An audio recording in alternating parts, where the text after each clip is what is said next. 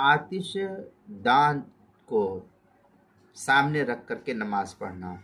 यानी वो बर्तन जिसमें आग को जलाया जाता हो, जो बर्तन वगैरह या टोकरी या क्या नाम है गमला या इसी तरीके से बुरसी वगैरह या मिट्टी के बनाए हुए बर्तन को सामने रख करके नमाज पढ़ना, इसका क्या? चुनांचे अगर आतिश दान में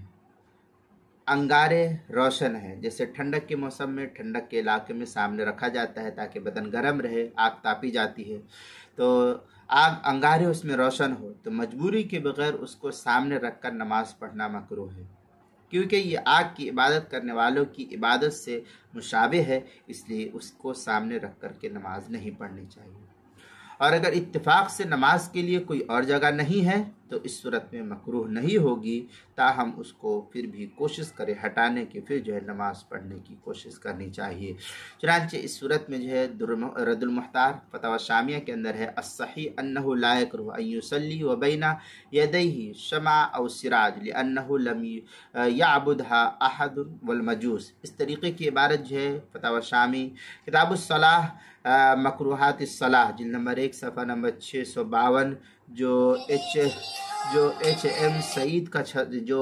सईद कराची का छपा हुआ नुस्खा, उसकी पहली जिल्द सफ़ा 652 पर इसको नकल किया, और नमाज के मसाइल का इंसाइक्लोपीडिया उसके सफ़ा 51 पर भी इसको नकल किया गया है।